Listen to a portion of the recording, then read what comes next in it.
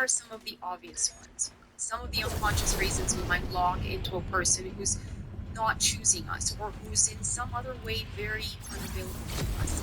They might mirror a parent or a caregiver who withheld their love from us or couldn't love us properly.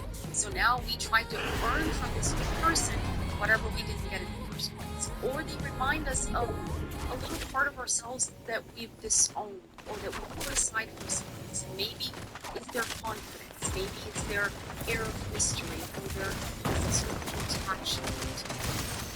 Things like this fascinate us because sometimes they represent something we feel like we're missing ourselves or something that we really want to have access to and we just don't know how to let those parts of ourselves out.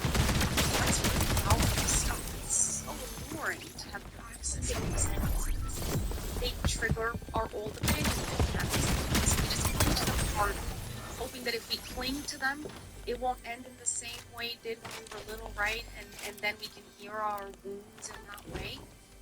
The point is that we don't choose these people in a malicious way, unfortunately. Sometimes our wounds just choose for us. The good news is that once we realize where our choices are coming from, we can definitely make different choices. And here we get to the part that actually matters the most. This is the part that can change the way you think about it in the first place. Ready? It actually does not matter at all how much you love. How much you love this person. Real love that turns into secure, affectionate bonding in the end, that turns into mature love, it has to be mutual.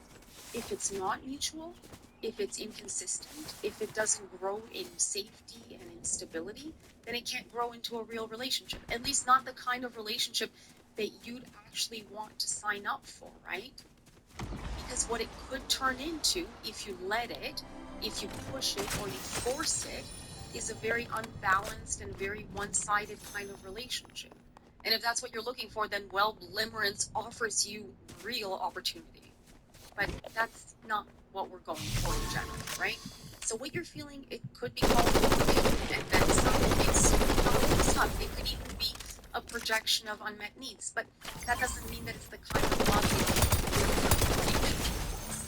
And if this person isn't choosing you in a super clear and consistent fashion, then the story just has to end right there. At some point, ego gets in the way for most of us, right? We want something to be right about this person, to make them into the fantasy that we've built up about them in our own minds, and to make them into someone who's worth the amount of pain that we suffer in Limerence, right? And when that doesn't work and it becomes obvious, then we get really down on ourselves. And we start believing that the reason it's not working is because we're not good enough. Like, maybe there's something wrong with me because they don't want me. Okay. But the reality is that whatever the deal is with this person, it's not even our business. Because either way, we're not here to beg someone for the bare minimum, right? We're not here to try to squeeze little drops out of people like they're rocks devoid of love, right?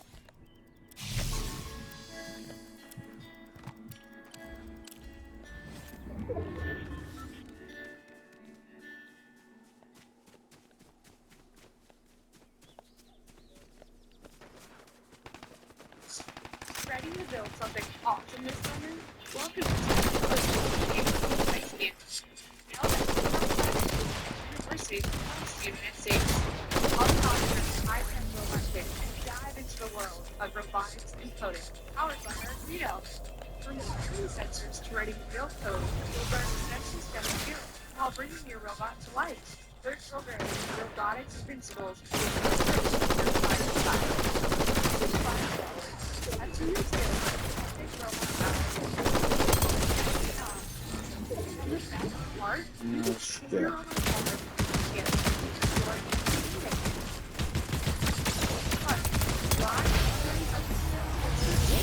Learn this video if you would keep upgrading your robots. Summer camps are selling now. Membership at summercamps.com.